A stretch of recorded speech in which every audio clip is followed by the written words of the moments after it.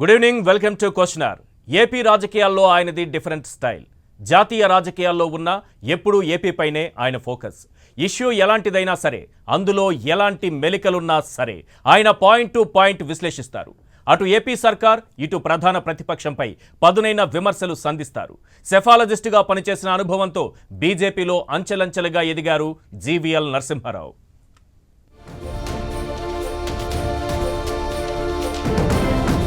జీవీఎల్ నరసింహారావు ఆచితూచి మాట్లాడే స్వభావం, ఎవరినైనా సబ్జెక్ట్ వైజ్ గా ఢీకొనే తత్వం. సెఫాలజిస్టుగా పనిచేస్తున్న సమయంలో ఖచ్చితమైన రిపోర్ట్ ఇచ్చేవారు. ఫలితాల అంచనాల్లో ఆయనకు తిరుగుండేది కాదు. జర్నలిస్టుగా కూడా పనిచేసిన జీవీఎల్ రాజకీయాలపై తనదైన ముద్ర వేశారు. బీజేపీలో చేరిన తరువాత పదవులు వరించినా పార్టీపైనే ఆయన ఎక్కువ ఫోకస్ పెట్టారు.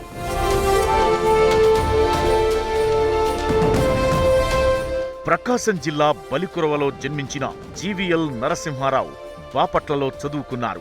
అగ్రికల్చర్లో బీఎస్సీ పూర్తి చేశారు. ఢిల్లీలోనే సెఫాలజిస్టుగా చాలా కాలం పనిచేశారు. బీజేపీకి అనుబంధంగా ఉంటూ ఎప్పటికప్పుడు ఖచ్చితమైన రిజల్ట్ ఇచ్చేవారు. దీంతో బీజేపీ పెద్దలు జీవీఎల్ కు ప్రయారిటీ ఇచ్చేవారు. పార్టీలోకి ఆహ్వానించిన మొదట్లోనే జాతీయ అధికార ప్రతినిధిగా అవకాశమిచ్చారు. ఆ తరువాత ఆయన్ను పెద్దల సభకు పంపారు. ప్రస్తుతం రాజ్యసభ సభ్యుడిగా ఉత్తరప్రదేశ్ నుంచి ప్రాతినిధ్యం వహిస్తున్నారు జీవీఎల్ నరసింహారావు.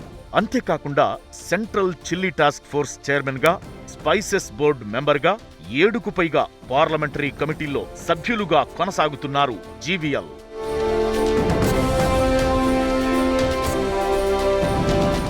ఏపీ బీజేపీలో జీవీఎల్ కు ప్రత్యేక స్థానముంది. పార్టీకి ఉనికి కూడా లేని సమయంలో అందరి చూపులు బీజేపీ వైపు మళ్లేలా చేశారని జీవీఎల్ గురించి చెప్పుకుంటారు. పోలవరం, అమరావతి రాజధాని, నదీ జలాల అంశం, హిందూ దేవాలయాలపై దాడులు, ఇలా అనేక అంశాలపై, గత ప్రభుత్వ విధానాలపై ఘాటు విమర్శలు చేశారు. ప్రస్తుత ప్రభుత్వంపై కూడా మాటల తూటాలు పేల్చుతూ కేడర్లో జోష్ నింపుతున్నారు. సేంద్రియ వ్యవసాయంపై రైతులకు అవగాహన కల్పించే కార్యక్రమాలకు శ్రీకారం చుట్టారు జీవీఎల్.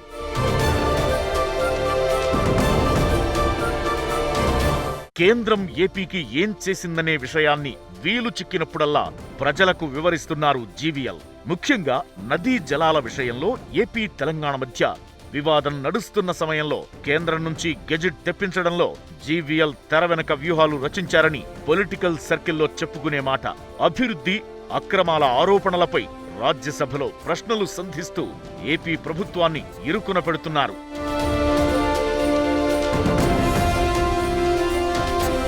2024లో ఏపీలో బీజేపీని అధికారంలోకి తీసుకురావడం కోసం వ్యూహాలు రచిస్తున్న జీవీఎల్ పార్టీ రాష్ట్ర అధ్యక్షులు సోము వీర్రాజులో మార్పునకు కారణమయ్యారు. ఇటీవలి కాలంలో ఏపీలో బీజేపీ దూకుడు పెంచింది. నీటిపారుదల ప్రాజెక్టులపై 3 ప్రాంతాల్లో సమావేశాలు నిర్వహించింది. అన్ని జిల్లాల్లోనూ కేడర్ను సమాయత్తం చేస్తున్నారు. సోము వీర్రాజుకు ఎప్పటికప్పుడు సూచనలు చేస్తూ పార్టీ ఎదుగుదలలో కీరోల్ పోషిస్తున్నారు జీవీఎల్.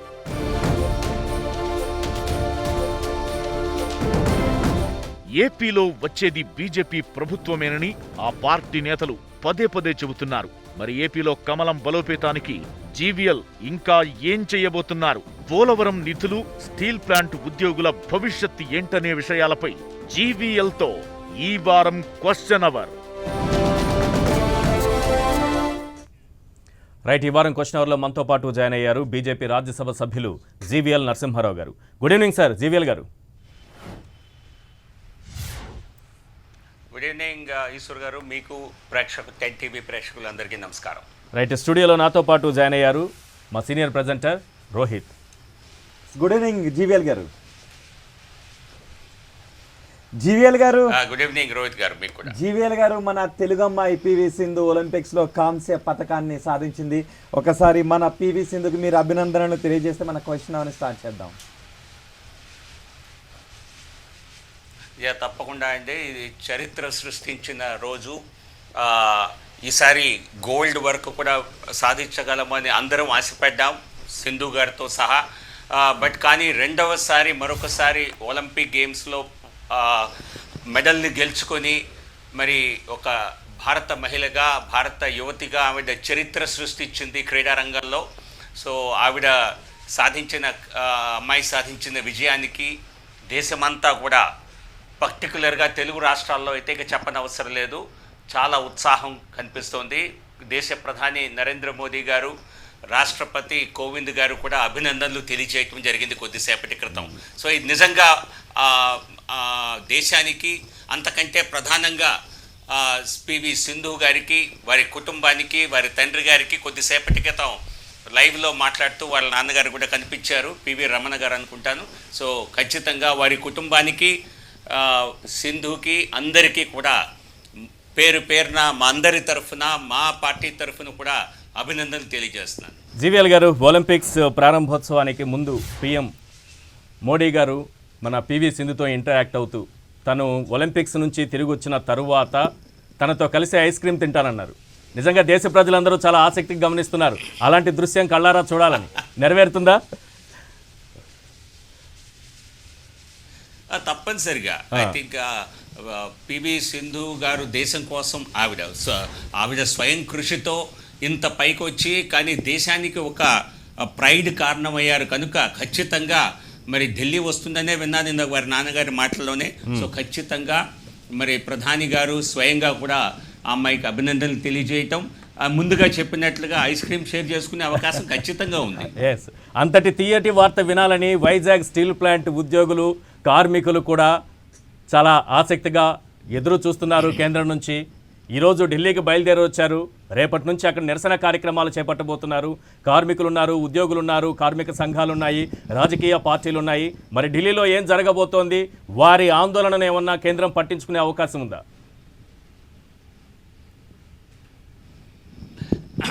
ఈశ్వర్ గారు, వైజాగ్ స్టీల్ ప్లాంట్ విషయంలో కేంద్ర cabinet committee on economic affairs తీసుకున్న నిర్ణయం ఏదైతే ఉందో దాని గురించి చాలా స్పష్టంగా మరి పార్లమెంట్లో అనేక సందర్భాల్లో ప్రస్తావించడం జరిగింది. అలాగే కోర్టులో కూడా అఫిడవిట్ రూపంలో ఇవ్వటం జరిగింది. ఎంప్లాయీస్ ఎవరైతే ఉన్నారో వారు మెయిన్ స్టేక్ హోల్డర్స్ కనుక లార్జర్ పబ్లిక్ ఇంట్రెస్ట్లో స్టీల్ ప్లాంట్ ఎంప్లాయీస్ వారి యొక్క హక్కుల్ని, వారి యొక్క భవిష్యత్తుని కూడా మేము షేర్ హోల్డర్ అగ్రిమెంట్ సమయంలో వాటిని కూడా మేము దృష్టిలో ఉంచుతాము. ఖచ్చితంగా వారికి న్యాయం జరిగేలా చూస్తామని చెప్పి పార్లమెంటు సాక్షిగా, అలాగే కోర్టులో కూడా అఫిడవిట్ రూపంలో కేంద్ర ప్రభుత్వం దాఖలు చేయటం జరిగింది.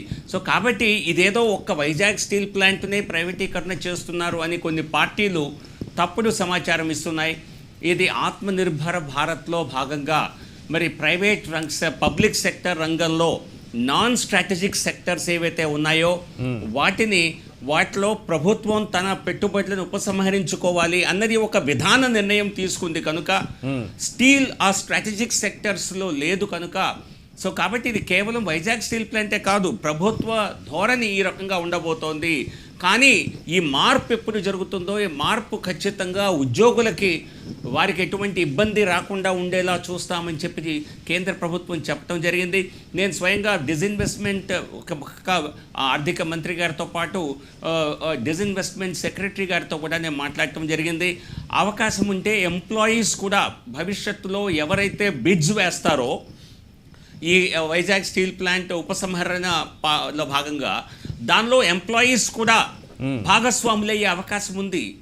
సో ఇప్పుడు వారికి ఎటువంటి, నిజం చెప్పాలంటే వారికి ఎటువంటి భాగస్వామ్యం లేదు. ఇది 100% కానీ ఉద్యోగులను కూడా తొలగిస్తాం అవసరమైతే వ్యక్తులు వచ్చినప్పుడు వారు భాగస్వామ్యం అంటే అఫిడవిట్లో చెప్పడాన్ని, హైకోర్టుకి ఇచ్చినటువంటి అఫిడవిట్లో చెప్పడాన్ని ఇప్పుడు చాలా ఆందోళన వ్యక్తం అవుతుంది ఈ విషయం పైన.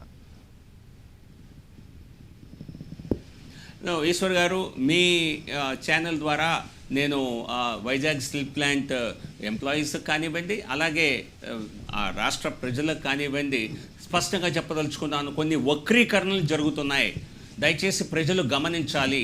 అనేక విషయాల్లో ఏ రకంగా వక్రీకరించి ఏదో ఒక రకంగా ఆందోళనకు గురి చేయాలని చెప్పి ప్రయత్నాలు జరిగాయో ఇక్కడ కూడా అదే జరుగుతోంది.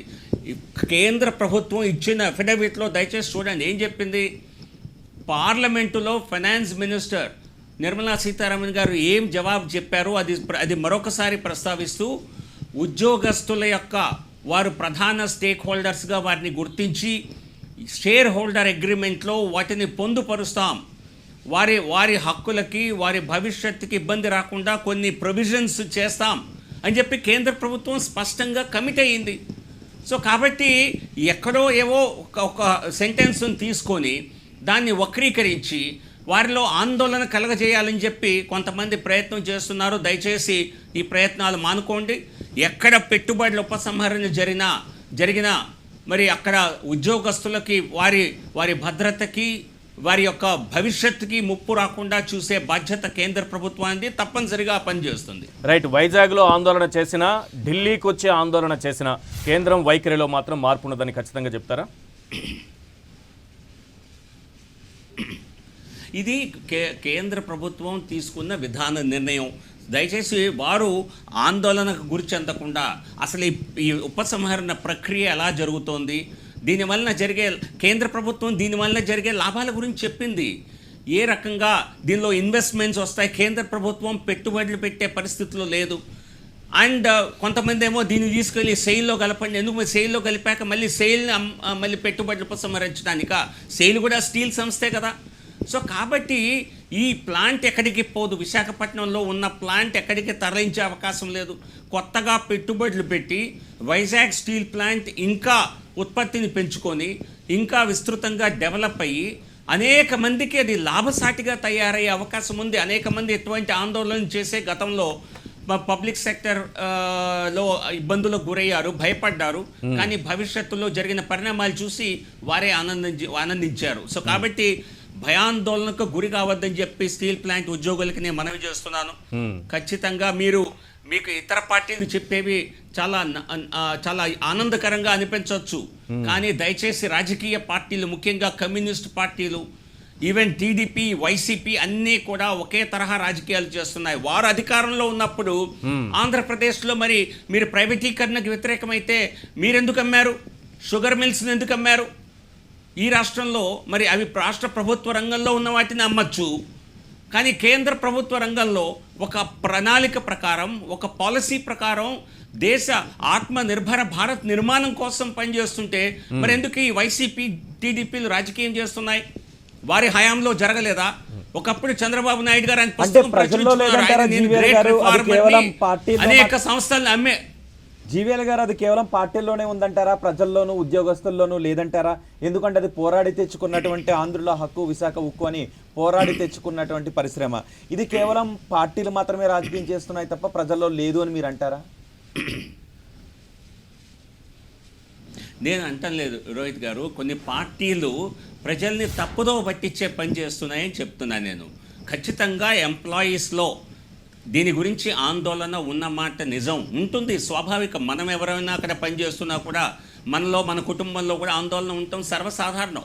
కానీ ఇక్కడ వారిని రెచ్చగొట్టే ప్రయత్నం, వారిని తప్పుదోవ పట్టించే ప్రయత్నం చేస్తున్నారు. కనుక మిత్రులందరూ ఖచ్చితంగా వాస్తవాలు తెలుసుకొని మసులుకోవాలని, కేవలం రాజకీయ ప్రచారాలకి తలొగ్గద్దని వారికి ఒకసారి విన్నపం చేస్తున్నాను. రైట్, స్టీల్ ప్లాంట్ విషయాన్ని పక్కన పెడదాం, పోలవరం విషయానికి వద్దాం. పోలవరానికి సంబంధించి మీరు 2014 నాటి ధరల ప్రకారమే చెల్లింపులు చేస్తాం, ఖర్చును భరిస్తామని చెప్పడం ద్వారా పూర్తిగా తప్పుకుంటోందా? ఎందుకంటే దాదాపు 25,000 కోట్లకు పైగా రాష్ట్ర ప్రభుత్వం పైన భారం పడేటటువంటి అవకాశం ఉంటుంది 2014 ధరల ప్రకారమే చెల్లిస్తే. పార్లమెంట్లో ఈ మేరకు కేంద్ర మంత్రి స్వయంగా సమాధానం చెప్పారు. ఈశ్వర్ గారు, పార్లమెంట్లో చెప్పిన సమాధానాన్ని ఒకసారి తెప్పించి చూడండి, పరిశీలించండి. ఇప్పటి వరకు 2014లో ఏదైతే కేబినెట్ ఆమోదం తెలిపిందో ఆ ఆమోదం మేరకు చెల్లింపులు జరిగాయి. ఇప్పుడు రివైజ్డ్ కాస్ట్ ఎస్టిమేట్ అన్నది కేంద్ర జల మంత్రిత్వ శాఖ నియమించినటువంటి రివైజ్డ్ కాస్ట్ ఎస్టిమేట్స్ కమిటీలో కేంద్ర ప్రభుత్వ అధికారులే ఉన్నారు. దానిలో రాష్ట్రం నుంచి కూడా ఒకళ్ళిద్దరిని అధికారుల్ని దానిలో ఇన్వాల్వ్ చేశారు. ఆ రివైజ్డ్ కాస్ట్ ఎస్టిమేట్, కానీ దీనికి ఇంకా అప్రూవల్ రాలేదని చెప్పారు. కానీ ఇప్పటి వరకు చెల్లింపులు 14 లెక్కన జరిగాయి. కానీ మేము అడిగే ప్రశ్న ఒకటే, ఈ రాష్ట్ర ప్రభుత్వాలు అంత గొప్పలు మేమే చేశాం పోలవరం అని ఇప్పుడు వైసీపీ చెప్పుకుంటోంది. అక్కడ ఏదో రాజశేఖర రెడ్డి గారి విగ్రహం పెట్టించి ఆయనే అంతా చేశారని చెప్తోంది. కానీ రాష్ట్ర ప్రభుత్వం రూపాయి ఖర్చు పెట్టడం లేదు కదా. అవును. ఇక భవిష్యత్తులో పెట్టవలసిన దానికి కూడా కేంద్ర ప్రభుత్వాన్ని అడుగుతున్నారు. కేంద్ర ప్రభుత్వం సానుకూలంగా స్పందించాలి అని మేము కూడా మొన్న జలమంత్రిత్వ శాఖ మంత్రి గారిని కలిసి మేము కూడా వీర్రాజు గారు ఒకరే, ఏ పార్టీ నాయకులు వెళ్ళలేదు. మొన్న సోమవీర్రాజు గారు ఆ ప్రాంతాలకు వెళ్ళి, ముప్పు ప్రాంతాలకు వెళ్ళి, మరి ఎవరైతే అక్కడ ఎవరికైతే రీహాబిలిటేషన్ చేయాలో ముప్పు గురయ్యే ప్రాంతంలో పర్యటించి వారందరినీ పరామర్శించి ఆ విషయాల్ని మొన్న మేము గజేంద్ర షెకావత్ గారికి కూడా ఢిల్లీలో ప్రస్తావించడం జరిగింది. సో కాబట్టి మేము కమిట్మెంట్తో ఉన్నాం. కాకపోతే దానికి ప్రక్రియ ఏదైతే ఉన్నదో కేబినెట్ అనుమోదం గతంలో ఆమోదం 2014 లెక్కల ప్రకారం జరిగింది. దాని కొత్త ఆమోదం కోసం ప్రయత్నం చేయాలి, మేము చేస్తున్నాము. ప్రభుత్వం కూడా రాజశేఖర రెడ్డి విగ్రహం పోలవరం దగ్గర పెడతానన్నారు కాబట్టి 2014 ధరల ప్రకారం చెల్లిస్తారా, 2017, 18 సవరించిన అంచనాల ప్రకారం చెల్లించరా? 2014 ప్రకారం చెల్లించడం కూడా అయిపోయింది. ఇప్పుడు కొత్త అంచనాల ప్రకారం కేంద్ర ప్రభుత్వ ప్రాజెక్టే కనుక కొత్త అంచనాల ప్రకారం ఇవ్వాలి అని మేము అడుగుతున్నాం. మేము మా ప్రభుత్వాన్ని కూడా మేము అభ్యర్థిస్తున్నాం. అక్కడ కొన్ని అవకతవకలు జరిగిన మాట వాస్తవమే, కానీ అవన్నీ ఉన్నా కూడా ప్రాజెక్టు రాష్ట్ర భవిష్యత్తుకి, పోలవరం ఆంధ్రప్రదేశ్ రాష్ట్ర భవిష్యత్తుకి చాలా ప్రధానమైనటువంటి ప్రాజెక్టు కనుక దాన్ని కేంద్ర ప్రభుత్వం ఆమోదం తెలియచేయాలని మా వంతు ప్రయత్నం మేము చేస్తున్నాం. అది అవుతుంది, సాధిస్తామన్న ఒక నమ్మకం మాకు ఉంది. కానీ మేము ఈ ప్రశ్న అడిగేది రాష్ట్ర ప్రభుత్వాన్ని మేము నిలదీయదలుచుకున్నాం. రాష్ట్రంలో ఉన్నటువంటి ప్రాజెక్టుల నిర్మాణం ఎప్పటికవుతుంది? 30-40 సంవత్సరాలుగా కానీ ప్రాజెక్టులు డజన్ల కొద్దీ రాష్ట్రంలో ఉన్నాయి. మీరేం చేశారు? రాజకీయం చేశారు తప్పితే, కేవలం కేంద్ర ప్రభుత్వాన్ని నిందించాలనేటువంటి ఒక రాజకీయ కుట్ర చేస్తున్నారు తప్పితే మీరే మేరకు రాష్ట్ర నిధుల్ని వెచ్చించారు? రాష్ట్ర పరిధిలో ఉన్నటువంటి ప్రాజెక్టులని ఏమి నిర్మించారు? సో కాబట్టి ఈ ప్రభుత్వాన్ని ఖచ్చితంగా కేంద్రంలో పోలవరానికి పూర్తి స్థాయి నిధుల్ని సాధించడంతో పాటుగా రాష్ట్ర ప్రభుత్వాలపైన ఒత్తిడి తెచ్చేటువంటి పని కూడా మేము చేస్తాం. అంటే టెక్నికల్ అడ్వైజరీ కమిటీ ఓకే చేసిన 55,000 కోట్లు కానీ, లేకపోతే పోలవరం అథారిటీ సిడబ్ల్యూసి సవరించిన 47,000 కోట్ల రూపాయల దగ్గరికి సవరించిన తర్వాత అక్కడికి కానీ ఓకే అవుతుంది అనుకోవచ్చా? ఆశలు పెట్టుకోవచ్చా? ఖచ్చితంగా ఆ ప్రయత్న దిశలోనే మేమంతా ప్రయత్నం చేస్తున్నాం. ఇది కేంద్ర ప్రభుత్వం ఒక నేషనల్ ప్రాజెక్టుగా గుర్తించింది కనుక పెరిగిన ఖర్చుల్లో మరి అవినీతి కొంత మేరకు ఉండుండొచ్చు, కొంత మరి ప్రాజెక్ట్ ఎస్టిమేట్స్ని రివైజ్ చేశారని చెప్పి మొన్న ఒక పార్లమెంట్ రిప్లైలో కూడా ఇచ్చారు. కొన్ని క్వాంటిటీస్ని మార్చారని. మరి దాని మేరకు ఏమన్నా కోత ఉంటుందేమో, కానీ పూర్తి స్థాయి నిధుల్ని అయితే ప్రాజెక్టుకి ఇవ్వాలి అని మేము మా వంతు ప్రయత్నం చేస్తున్నాం. రాష్ట్ర ప్రజలకి మంచి జరిగే ఏ కార్యక్రమానికైనా భారతీయ జనతా పార్టీ ముందుండి మేము మా ప్రభుత్వాన్ని ఒప్పించే ప్రయత్నం చేస్తాం. జీవీఎల్ గారు, ఇక నీటి విషయానికి వస్తే, నదుల విషయానికి వస్తే కృష్ణా గోదావరి బోర్డు పరిధిలోకే తీసుకొచ్చారు వాటి మీద అధికారాలన్నింటినీ కూడా. దీనివల్ల నీళ్లు మనవి, అధికారం కేంద్రానిది అనే భావనలో ప్రజలు ఉన్నట్టుగా అనిపిస్తోంది. ఏమనిపిస్తోంది మీకు? ఇది పూర్తిగా అవాస్తవం రోహిత్ గారు. నిజం చెప్పాలంటే ప్రజలు చాలా హ్యాపీగా ఉన్నారు. ఇది ఏవో కొన్ని రాజకీయ పార్టీలకు ఎవరికైతే కొంచెం ఇబ్బందికరంగా ఉందో, ఎందుకంటే రాజకీయంగా ఎక్కడ బీజేపీ లాభిస్తుందో అన్న ఆలోచన ఉన్న వాళ్ళు బాధపడుతున్నారు తప్పితే ప్రజలు చాలా సంతోషంగా ఉన్నారు. రెండు రాష్ట్రాల మధ్య ఈ మధ్య కాలంలో తలెత్తినటువంటి వివాదాస్పద అంశాలు, కృష్ణానదిపై ప్రాజెక్టుల విషయంలో తెలంగాణ ఆంధ్ర మధ్య రగిలినటువంటి తగాదా ఏదైతే ఉందో, ఒక రకంగా చెప్పాలంటే దాని వెనుక రాజకీయ కోణం చాలా ఖచ్చితంగా ఉంది. అయినా కూడా అది మరి చేజారిపోకముందే, పరిస్థితులు క్షీణించకముందే కేంద్ర ప్రభుత్వం సరైన సమయంలో ఒక గెజెట్ నోటిఫికేషన్ తీసుకొచ్చి ఈ నిర్ణయం చేయటం అందరూ సంతోషించిన విషయమే. ఇది పూర్తిగా ఆంధ్రప్రదేశ్ విభజన చట్టంలో ఉన్నటువంటి క్లాజెస్ని అనుగుణంగా చేసింది తప్పితే ఇదేమీ కేంద్ర ప్రభుత్వం తనంతా తానుగా తీసుకున్న నిర్ణయం కాదు.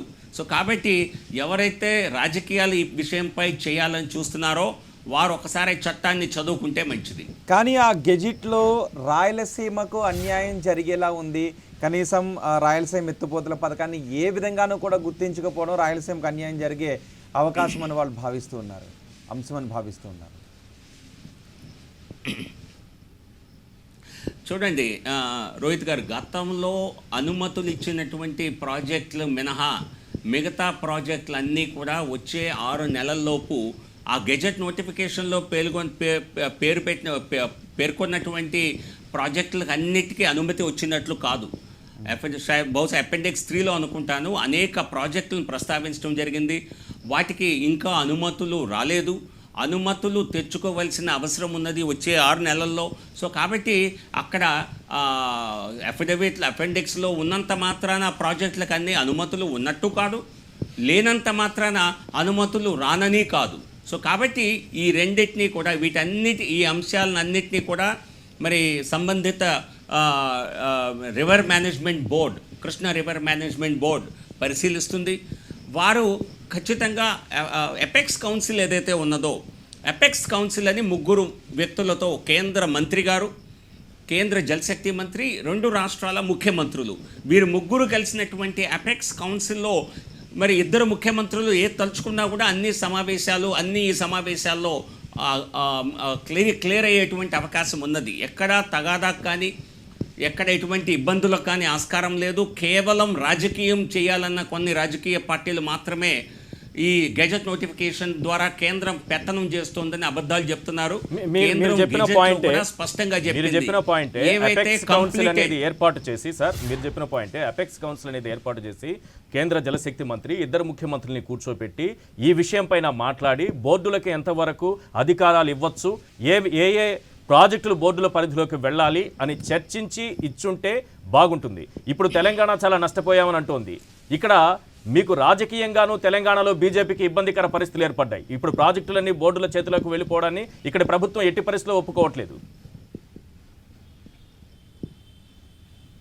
ఇక్కడ భారతీయ జనతా పార్టీది ఏ రాష్ట్రంలోనైనా ఒకటే విధానం. అక్కడ మా పార్టీ వారు కూడా, తెలంగాణ రాష్ట్ర శాఖ కూడా, మరి నాయకులు కూడా దీన్ని స్వాగతించారు. ఈ 2 రాష్ట్రాలు ఒక సరైన అవగాహనతో ముందుకెళ్ళాలి కానీ రాజకీయ కోణంలో ఇబ్బందులు కలగజేయకూడదు అన్నది భారతీయ జనతా పార్టీ 2 రాష్ట్రాల్లో మా యూనిట్ల వాదన. సో కాబట్టి టీఆర్ఎస్ ఏదో మరి రాజకీయంగా లబ్ధి పొందుదామని ప్రయత్నించి మరి బోల్తా పడింది.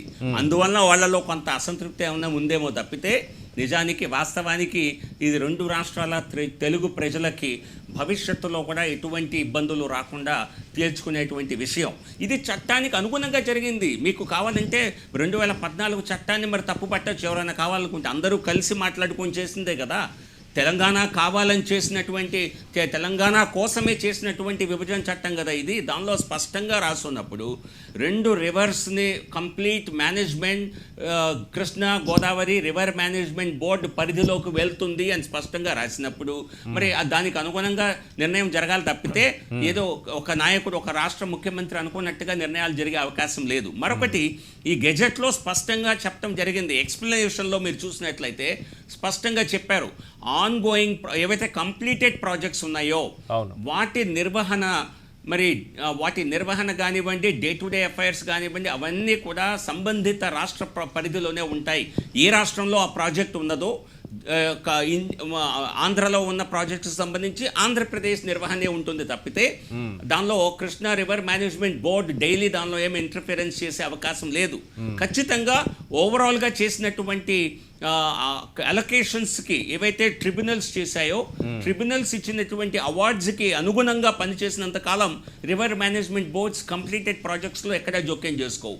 రైట్, మనం ముచ్చటగా 3 అంశాలు మాట్లాడాం ఇప్పటి వరకు. స్టీల్ ప్లాంటు, పోలవరానికి నిధులు, అలాగే బోర్డుల పరిధిలోకి ప్రాజెక్టులు. ఈ 3 అంశాలు కూడా రాష్ట్ర స్థాయిలో ఏపీలో బీజేపీకి ఇబ్బందికరమైనటువంటి పరిణామాలు క్రియేట్ చేయట్లేదా? అస్సలు లేదు ఈశ్వర్ గారు.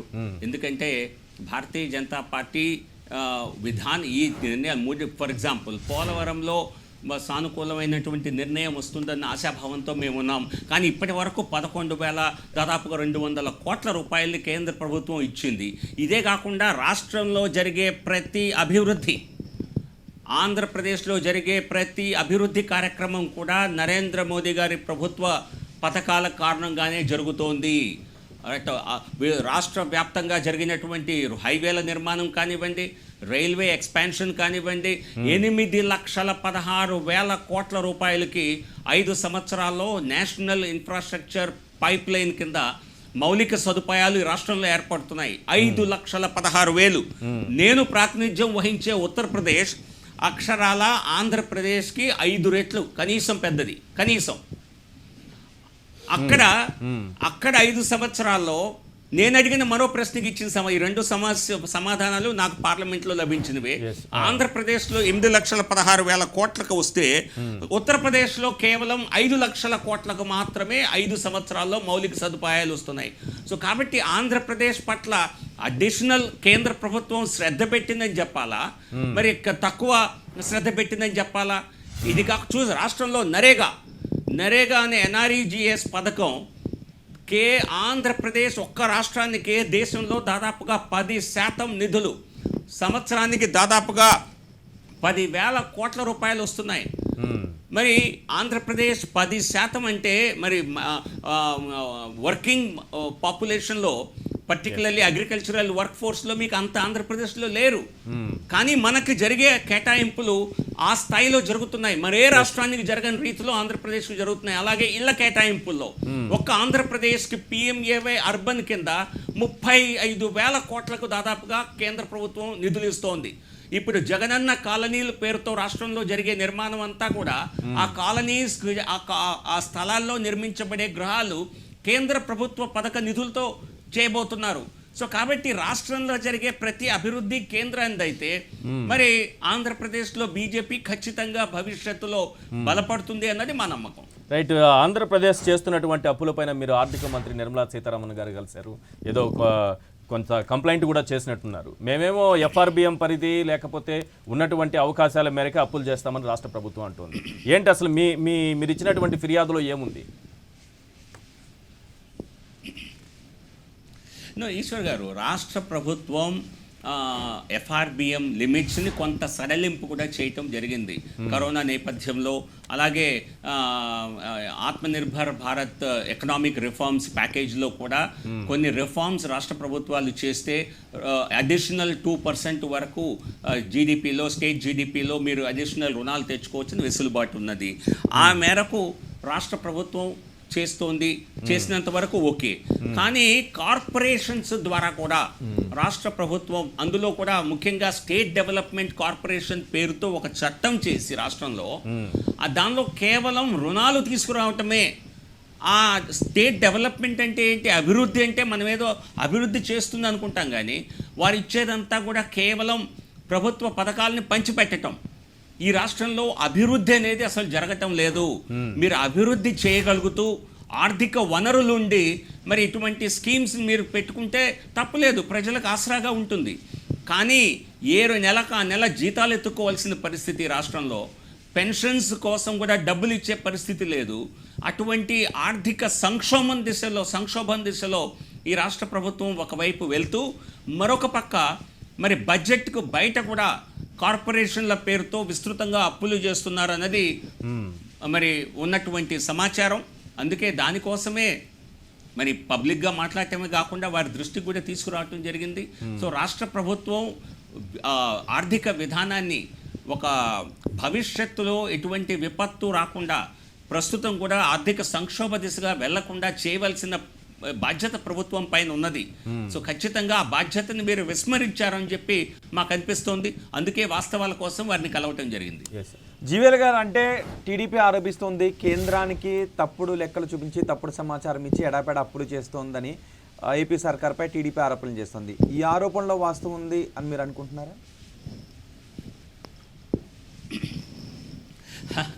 తెలుగుదేశం పార్టీ గురించి మేము పెద్దగా సీరియస్గా ఆలోచించే అవకాశం లేదు, ఆలోచించవలసిన అవసరం కూడా లేదు. కానీ పత్రికల్లో కూడా అనేక వార్తలు వచ్చాయి. అలాగే ముఖ్యమంత్రి, అలాగే ఆర్థిక మంత్రి బుగ్గన గారు కూడా ఏ రకమైనటువంటి ఆర్థిక సంక్షోభంలో ఉన్నదో వారి వ్యాఖ్యల నుంచి కూడా, ఆయన వ్యాఖ్యల నుంచి కూడా కొంచెం అర్థమవుతోంది. ఇవన్నీ అవసరం లేదు.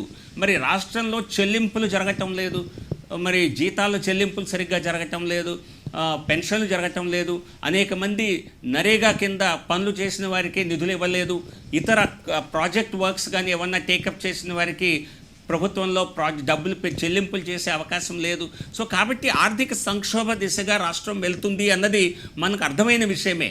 సో కాకపోతే వేరే పార్టీ వారు చేసే వాదనలు వారు చేయొచ్చు, కానీ మేము మా ఇండిపెండెంట్ విశ్లేషణని కేంద్రానికి చెప్తున్నాం తప్పితే వేరే పార్టీ చేసే ఆలోచనల గురించి మేము పెద్దగా పట్టించుకోము.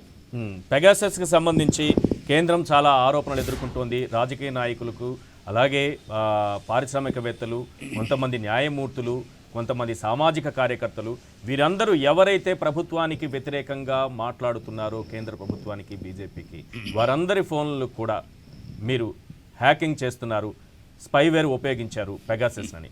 ఏం సమాధానం చెప్తారు దీనికి సంబంధించి? ఈరోజు పార్లమెంటు సమావేశాలు పూర్తిగా వాషౌట్ అయిపోయినటువంటి పరిస్థితి కనిపిస్తోంది ఈ ఒక్క ఇష్యూతో. దీనికి ఖచ్చితంగా ప్రతిపక్షాలదే బాధ్యత అంటాను ఈశ్వర్ గారు. కేంద్ర ప్రభుత్వం ఈ ఆరోపణలు వచ్చిన వెంటనే అవి కూడా చాలా టైమింగ్ ప్రకారం పార్లమెంటు సమావేశాలు బిగిన్ అవుతాయి అని తెలిసిన కేవలం 24-48 గంటల్లోపే ఇటువంటి ఆరోపణలు తీసుకొచ్చి మరి పార్లమెంటుని స్తంభింప చేయాలనేటువంటి ఒక ఆలోచన, కుట్ర అయితే ఖచ్చితంగా కనిపిస్తోంది. మరొకటి అయినా కూడా ప్రభుత్వం మరి పార్లమెంట్లోనే, లోక్సభలో ఇటు రాజ్యసభలో రెండిట్లో కూడా ఐటీ శాఖ మంత్రి స్టేట్మెంట్ ఇవ్వటానికి వస్తే స్టేట్మెంట్ ఇవ్వనివ్వలేదు. ఈ స్టేట్మెంట్ ఇస్తే కేంద్ర ప్రభుత్వం తరఫున మంత్రి స్టేట్మెంట్ ఇచ్చినప్పుడు మరి దానిపైన మంత్రిని ప్రశ్నించే అవకాశం సాధారణంగా ఉంటుంది. తర్వాత డిస్కషన్లో వెంటనే స్టేట్మెంట్ని ఫాలో అవుతూ క్వశ్చన్స్ అడగచ్చు.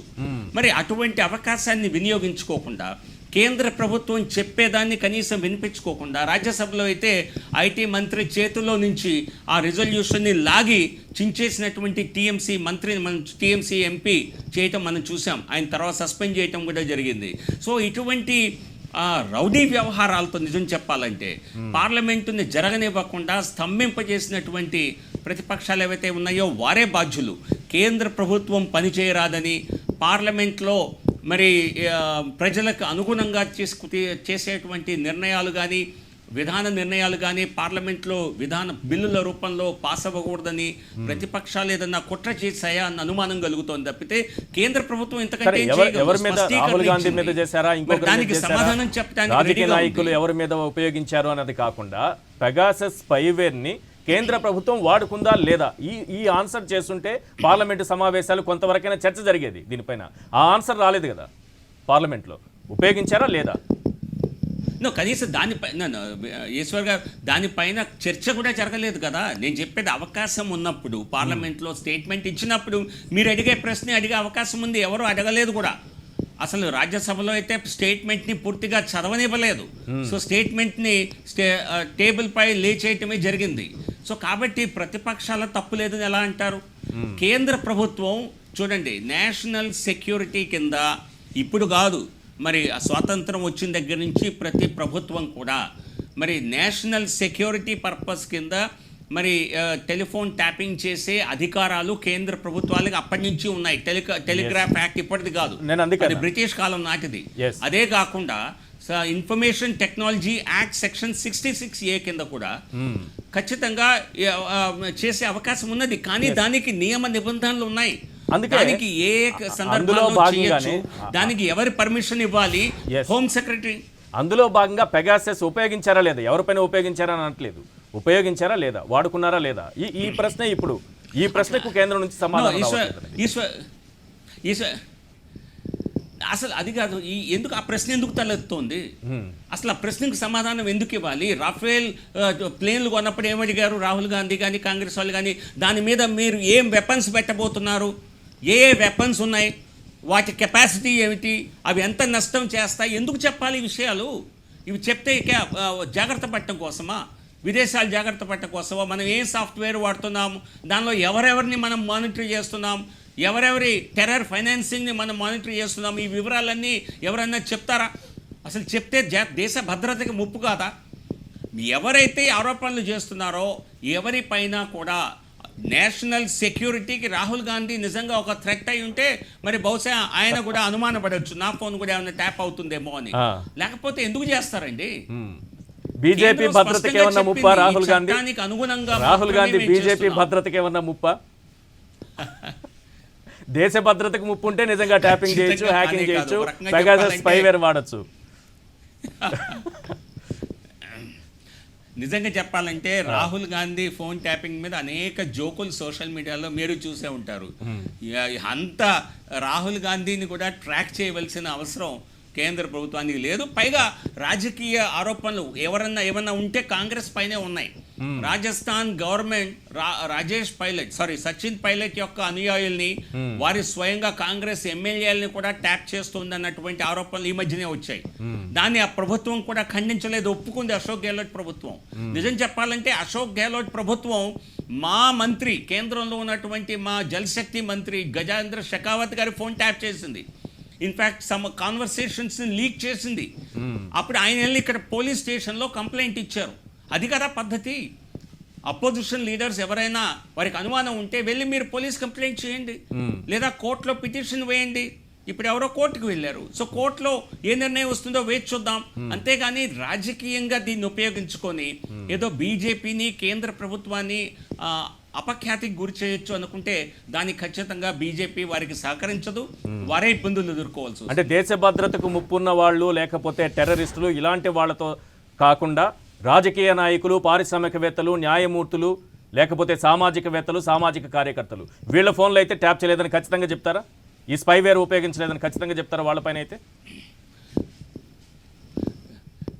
వీళ్ళపైన ఖచ్చితంగా వీరిలో ఎవరన్నా దేశ భద్రతకు ముప్పుగా కార్యక్రమాలు చేస్తుంటే ఖచ్చితంగా వారెవరన్నా లక్షరే తైబాతో టచ్లో ఉన్నారనుకోండి, సో ఖచ్చితంగా వారిపైన నిఘా ఉండే అవకాశం ఉంది. సో నేను అంత మీరు చెప్పారా సామాజికవేత్తలు అనే వారికి కొంతమందికి నక్సల్స్తో, మావోయిస్టులతో సంబంధాలు ఉన్నాయి విషయం మీకు తెలిసిందే. వారిలో కొంతమందిని అరెస్ట్ చేసిన విషయం తెలిసిందే. సో మీరు సామాజికవేత్తని చెప్పుకొని మీరు నక్సల్స్తో, మావోయిస్టులతో కలిసి మీరు ఏదైనా కుట్రలు బందితే ఖచ్చితంగా మీపై నిఘా ఉండే అవకాశం ఉంది. అటువంటి చర్యలు చేయని వారు ఎవరిపైన, సాధారణ ప్రజలు కానివ్వండి, జర్నలిస్టులు కానివ్వండి, ఎవరైనా పొలిటీషియన్స్ కానివ్వండి, వారిపై జరిగే అవకాశం లేదు. ఎవరెవరిపైన నిఘా ఉందో వారందరి సమాచారం ప్రాపర్ ఫార్మాట్లో, ప్రాపర్ అప్రూవల్స్తోనే ఉంటుంది తప్పితే ఏదో నచ్చని వారిపై ఏదో నిఘా పెట్టేటువంటి సంస్కృతి కానీ ఆస్కారం కానీ లేదు. జీవీఎల్ గారు, ఇక మమతా బెనర్జీ ఆట మొదలైంది అంటూ బీజేపీ వ్యతిరేక శక్తులను కూడగట్టి ఢిల్లీకి వస్తున్నారు. 2024లో బీజేపీ ప్రభుత్వాన్ని గద్దె దించడమే లక్ష్యంగా అంటూ ఎలా చూస్తారు? చాలామంది, అనేక మంది మరి కేంద్రంలో మాకు ప్రత్యామ్నాయం ఎలా అవ్వాలి అన్నటువంటి ఆలోచన చేస్తుంటారు, కలలు కంటుంటారు, ప్రయత్నం చేస్తారు. దాన్ని మనం తప్పుపట్టవలసిన అవసరం లేదు. గతంలో కేసీఆర్ గారు కూడా అటువంటి ప్రయత్నం చేశారు. అటువంటి కళలు చంద్రబాబు నాయుడు గారు కూడా కన్నారు. సో ఇతరులపై అటువంటి ఆంక్షలు ఏమీ లేవు. ఎవరైనా అటువంటి ఆశలు పెట్టుకోవచ్చు, ప్రయత్నాలు చేయొచ్చు, కలలు కనొచ్చు. దానికి బీజేపీ అభ్యంతరం చెప్పవలసిన అవసరం లేనే లేదు. ఒక రాష్ట్రానికి ముఖ్యమంత్రిగా మొన్నే ఎన్నికలు గెలిచిన సందర్భంలో ఆవిడలో కొంత ఉత్సాహం ఉండే అవకాశం ఉంది, ఖచ్చితంగా కనిపిస్తోంది. కానీ ఆవిడ్ని ఎవరెవరు సమర్థించారు, ఆవిడ్ని మరి అందరూ కలిసి ముఖ్యమంత్రిగా, మరి ప్రధానమంత్రిగా అనేక మంది ప్రాంతీయ పార్టీ నాయకులు అందరూ కావాలనుకుంటారు కదా, మరి అందరూ కలిసి వస్తారేమో చూద్దాం. మొన్నేదో సమావేశం పెట్టారు అన్ని శరద్ పవార్ గారి ఇంట్లో కొద్ది వారాల క్రితం. మరి దానిలో అందరూ చిన్న చిత్తగా నాయకులు వచ్చారు. పోతే దానిలో ఏదన్నా టీఎంసీ నాయకులు ఎవరన్నా పెద్ద నాయకులు వెళ్ళారా అంటే లేదు. వారు కూడా ఎవరినో ఆ పార్టీ తరఫున చిన్న నాయకులనే పంపించారు. సో కాబట్టి ఈ ప్రతిపక్షాల ఐక్యత అన్నది ఇప్పటి వరకు ఒక మిథ్యగానే కనిపించింది. కానీ వారి ప్రయత్నం వారు చేసుకునే అవకాశం ఉంది. కానీ మేమైతే దాన్ని ఒక సీరియస్ ఛాలెంజ్గా అయితే మేము చూడటం లేదు. కానీ ప్రతిపక్షాలు మాకు దేశ స్థాయిలో ఒక పార్టీ ప్రతిపక్షంగా ఉండకపోయినా అనేక రాష్ట్రాల్లో మాకు ప్రత్యర్థులు చాలా బలమైన ప్రత్యర్థులే ఉన్నారు. సో కాబట్టి మేమెప్పుడు మా ప్రత్యర్థుల్ని తక్కువ అంచనా వేయం. ప్రతి రాష్ట్రంలోనూ కూడా బలపడే ప్రయత్నం చేస్తున్నాం. ఖచ్చితంగా మరొకసారి ఈసారి మొన్న 303తో ఆగాం, ఈసారి కనీసం 353కి ఎదగాలి అన్న లక్ష్యంతో పనిచేస్తాం, సాధిస్తామన్న నమ్మకం కూడా ఉంది. మమతా స్టామినాని ఏ రకంగా చూస్తారు? పశ్చిమ బెంగాల్లో బీజేపీని నిలువరించడం దగ్గర నుంచి ఈరోజు అన్ని పార్టీలను కూడగట్టడానికి తను ఇనిషియేట్ తీసుకుని ముందుకెళ్ళడం. ఇక్కడ చూడండి ఈశ్వర్ గారు, నేను చెప్పాక మొన్నే ఎన్నికలు గెలిచి వచ్చారు కనుక ఖచ్చితంగా కొంత ఉత్సాహం ఉంటుంది. ఇంకా దీన్ని ఎట్లా మనం దీన్ని ఉపయోగించుకోవచ్చు, దేశ స్థాయిలో ఉపయోగించుకోవచ్చు అన్న ప్రయత్నం జరుగుతుంది. దానిలో తప్పు పట్టవలసిన అవసరం లేదు. కానీ మీరు గుర్తించవలసిన విషయం ఏంటంటే, ఎక్కడైతే ఏ రాష్ట్రంలోనైతే అస్సలు ఉనికి లేని బీజేపీ 2016లో అసలు కంప్లీట్గా అడ్రస్ లేని బీజేపీ వెస్ట్ బెంగాల్లో 2021 నాటికి ప్రధాన ప్రతిపక్షంగా ఎదిగింది. మేము లక్ష్యం అధికారం కోసమే ఫైట్ చేశాం. కానీ అక్కడ చూసారా మీరు, కమ్యూనిస్టులు కాంగ్రెస్ పూర్తిగా కనుమరుగయ్యారు. సో వచ్చే ఎన్నికల్లో, లోక్సభ ఎన్నికల్లో మొన్న 18 సీట్లతో ఆగాము 2019లో, 24లో దాన్ని 40కి దృష్టి పెట్టి వెళ్ళాలి అన్నది మా ప్రయత్నం. ప్రజలు ఆశీర్వదిస్తారన్న నమ్మకం మాకుంది. మేము ఖచ్చితంగా ప్రయత్నం చేస్తాం. ఆవిడ ప్రయత్నం కూడా బహుశా దేశ స్థాయిలో ఏదో నాకేదో రెలవెన్స్ ఉంది అని చూపించి రాష్ట్రంలో లోక్సభ స్థానాలు గెలుచుకోవాలి అన్నది ముఖ్యంగా ఆవిడ లక్ష్యం అయ్యే అవకాశం ఉన్నది. సో మిగతా పార్టీలు ఏ మేరకు సహకరిస్తాయో చూద్దాం. మేము దాని గురించి పెద్దగా ఆలోచించవలసిన అవసరం లేదు. రైట్. ఆవిడకి మళ్ళీ ఇప్పుడు ప్రశాంత్ కిషోర్ కూడా తోడయ్యారు. ప్రశాంత్ కిషోర్ ఒక స్ట్రాటజిస్ట్గానే కాకుండా ఈరోజు కాంగ్రెస్ పార్టీలో కూడా చేరబోతున్నారు. ఎలా చూస్తారు ఈ పరిణామాల్ని? వీళ్ళిద్దరి లక్ష్యం ఒకటే, కాంగ్రెస్ లక్ష్యమైనా ఒకటే, పీకే లక్ష్యమైనా ఒకటే, మమతా బెనర్జీ లక్ష్యమైనా ఒకటే, ముగ్గురిది అనుకుందాం.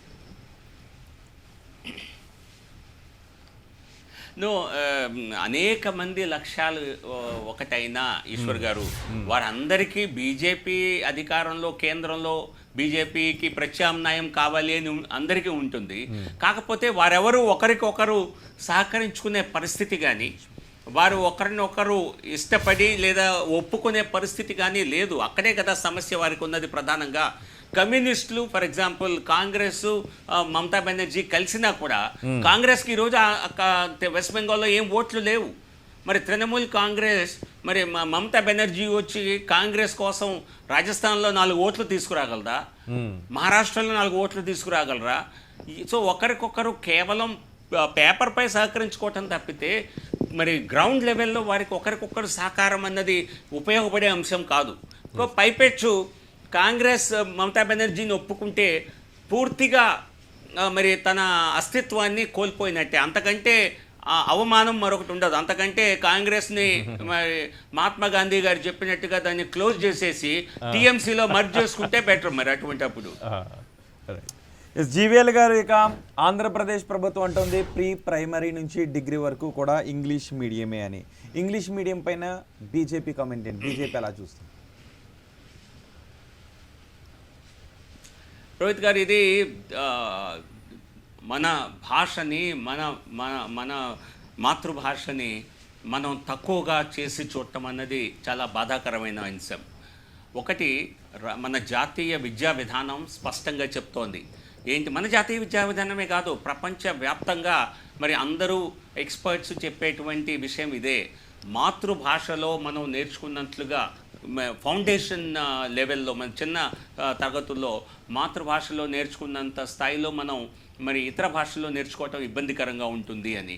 అంతేకాకుండా మనకి ఇక్కడ మనం అందరికీ ఇంగ్లీష్ నేర్పించడం తప్పులేదు, ఒక లాంగ్వేజ్గా మీరు నేర్పించవచ్చు.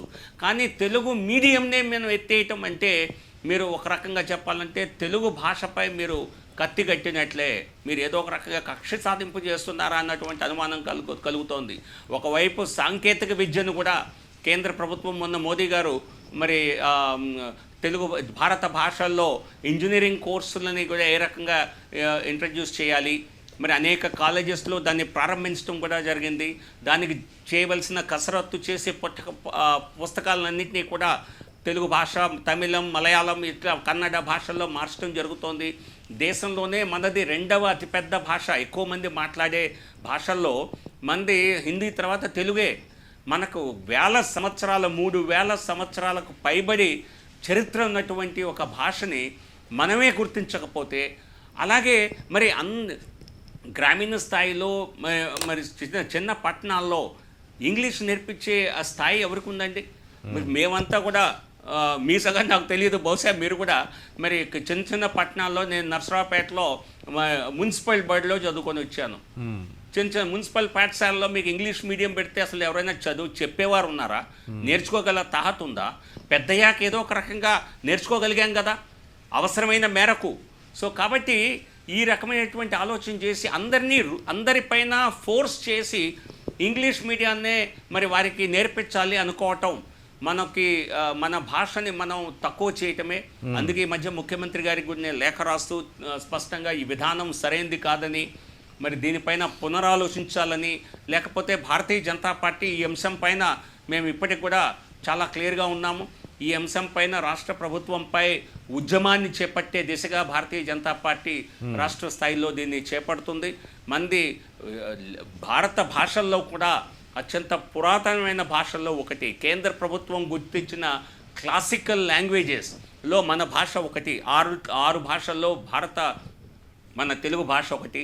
అటువంటి తెలుగు భాషని తగ్గించే విధంగా నిర్ణయాలు కానీ, అలాగే తెలుగు అకాడమీని సంస్కృత అకాడమీతో కలిపి తెలుగు సంస్కృత అకాడమీగా చేసి అనేక మంది అన్నారు దీనిలో ఇబ్బంది ఉంది, సంస్కృతానికి కూడా ఇంపార్టెన్స్ ఇస్తే మంచిదే కదా అని. మీరు సంస్కృతానికి ఇంపార్టెన్స్ ఇవ్వండి, దానికి వేరే అకాడమీ పెట్టండి. ఎందుకు తెలుగు అకాడమీతో దాన్ని మర్జ్ చేయాలి? ఈ రోజు దాన్ని మర్జ్ చేస్తారు, రేపు తెలుగు కట్ చేసి దాన్ని ఓన్లీ సంస్కృత అకాడమీ అంటారు దాన్ని. సో కాబట్టి తెలుగు ప్రాధాన్యతని తగ్గించే ఏ నిర్ణయమైనా భారతీయ జనతా పార్టీ వ్యతిరేకిస్తుంది. 5 సంవత్సరాల కోసం ఎన్నుకునే ప్రభుత్వాలు 1000 సంవత్సరాల తెలుగు చరిత్ర కలిగిన తెలుగు భాషని మరి తగ్గించాలని చూస్తే మాత్రం అది ఖచ్చితంగా అది తప్పు పట్టవలసిన అంశం. మేమైతే ఖచ్చితంగా ప్రభుత్వం చెబుతోంది ఉద్యమ రూపంలో ఈ విషయాన్ని తీసుకువెళ్తాం. తెలుగు మీడియంలో చదువుకునే వాళ్ళకి తెలుగు మీడియం ఉంటుంది అని ప్రభుత్వం చెబుతోంది. ఇంగ్లీష్ మీడియంలో చదివినా తెలుగు సబ్జెక్ట్ అన్నది ఉంటుంది. 2 విషయాలు ప్రభుత్వం రైజ్ చేస్తున్న అంశాలు. ఒకటి, మన కమ్యూనికేషన్ స్కిల్స్కి సంబంధించి ఇంగ్లీష్లో చదవకపోవటం వల్ల చాలామంది ఉద్యోగాలు రాక ఇబ్బందులు పడుతున్నారనేది ఒకటి. రెండవది, డబ్బున్న వాళ్లే ఇంగ్లీష్ మీడియం చదవాలా, పేద పిల్లలు చదవకూడదా అని ప్రభుత్వం చెబుతోంది. ఇది మనం కంపల్సరీ, ఈశ్వర్ గారు, కంపల్సరీ ఇంగ్లీష్ మీడియం అని అంటే మరి ఇంకా తెలుగు మీడియం ఎక్కడ ఉందండి? డిగ్రీ కాలేజెస్లో కూడా రాష్ట్ర వ్యాప్తంగా అన్ని డిగ్రీ కాలేజెస్లో వచ్చే ఈ సంవత్సరం నుంచి కంపల్సరీ ఇంగ్లీష్ మీడియం ప్రభుత్వ కాలేజీల్లో అని స్పష్టంగా చెప్పారు. సో కాబట్టి తెలుగు మీడియం అన్నది లేదు. మేము తెలుగు ఒక లాంగ్వేజ్గా నేర్పిస్తామని చెప్తాం. అది మీరు చేసేటువంటి ఏమి ఉద్ధరించేది కాదు. అది ఎలాగో జాతీయ విద్యా విధానంలో ఉన్న దానిలో ఒక భాగమే. సో కాబట్టి కానీ తెలుగు మీడియాన్ని అసలు రూపుమాపాలి అన్న ఆలోచన సరికాదు. ఇంగ్లీష్ మీడియాన్ని ఒక అదనపు ఆప్షన్గా ఇవ్వండి. అన్ని చోట్ల ఇవ్వగలిగితే అన్ని కాలేజెస్లో ఇవ్వండి. అంతేకాని తెలుగు మీడియంలోనే ఇబ్బంది పడి చదువుకునే విద్యార్థులకి మీరు ఇంగ్లీష్ అనేటువంటి ఒక భారాన్ని వారిపై మోపి వారు యాక్చువల్గా డ్రాప్ అవుట్స్ అవుతారు. వారికి సరైనటువంటి విద్యాభ్యాసం క్వాలిటీ లెర్నింగ్ ఉండదు. దానివల్ల వాళ్ళు ఇబ్బంది పడతారు. నేను ఇంటర్మీడియట్ వరకు తెలుగు మీడియంలో చదువుకున్నాను ఈశ్వర్ గారు. మేము తర్వాత కాలేజీకి వెళ్ళాక ఖచ్చితంగా ఇంగ్లీష్ మీడియంలోనే చదువు ఉండేది. అయినా ఏదో ఒక రకంగా మరి గెట్ ఆన్ అయ్యాం కదా, ఎక్కడ మేము ఇబ్బందులు పడలేదే. నేను అనేక పుస్తకాలు రాశాను ఇంగ్లీష్లో. ఇప్పుడు నేను వ్యాసాలు రాస్తాను ఇంగ్లీష్ పత్రికల్లో. మరి ఆ మాత్రం ఇంగ్లీషు నేర్చుకోగలం కదా తెలుగు చదువుకున్నా కూడా. సో కాబట్టి తెలుగు మాధ్యమాన్ని తీసివేయాలి అన్నది సరైనటువంటి ఆలోచన కాదు. కాబట్టి రాష్ట్ర ప్రభుత్వం ఈ తప్పుడు నిర్ణయాన్ని ఖచ్చితంగా వెనక్కు తీసుకోవాలి అని మేమైతే డిమాండ్ చేస్తాం. జీవీఎల్ గారు, ఇక ఆంధ్రప్రదేశ్లో దేవాలయాల సందర్శన వెనుక మీ ఉద్దేశం ఏంటి?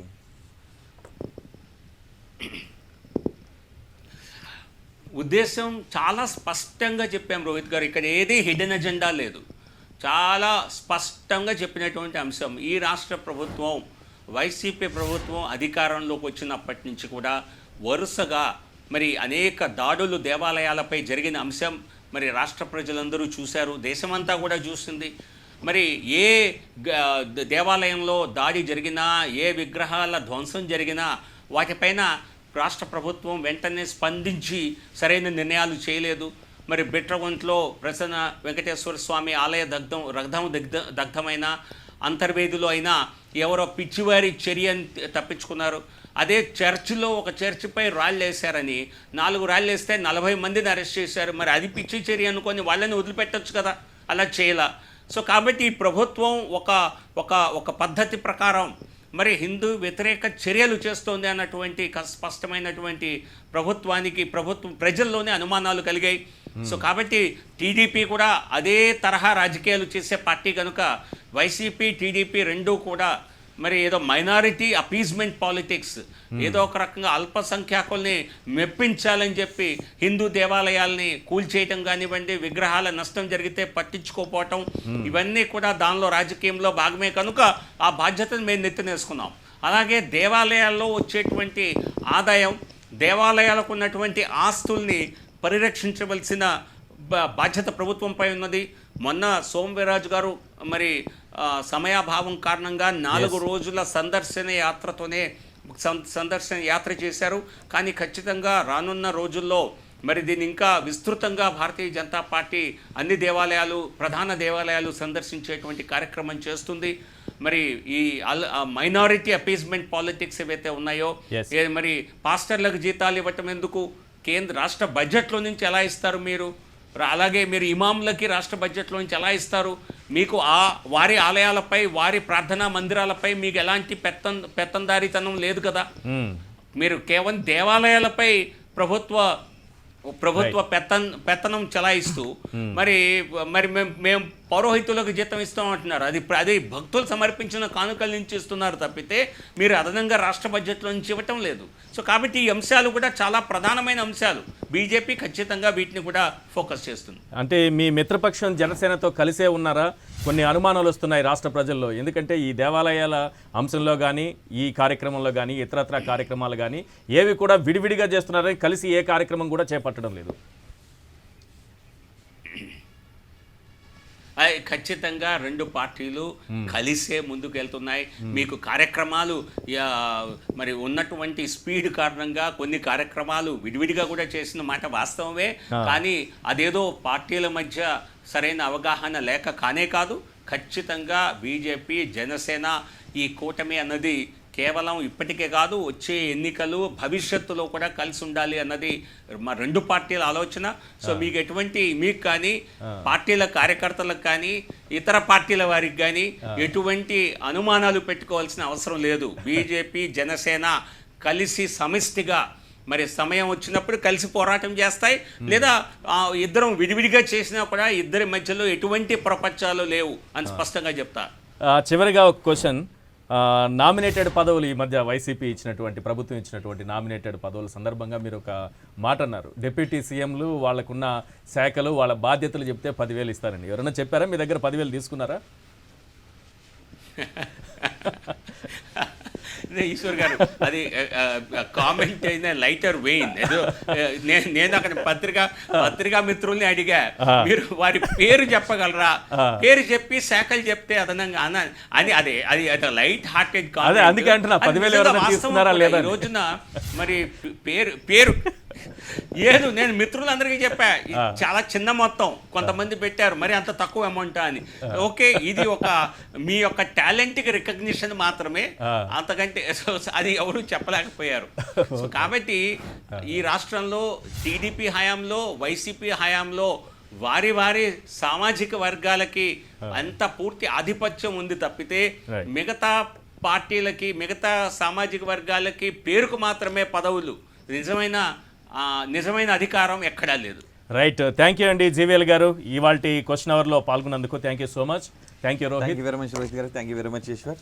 రైట్, ఇది ఇవాల్టి క్వశ్చన్ అవర్. చూస్తూనే ఉండండి 10 TV.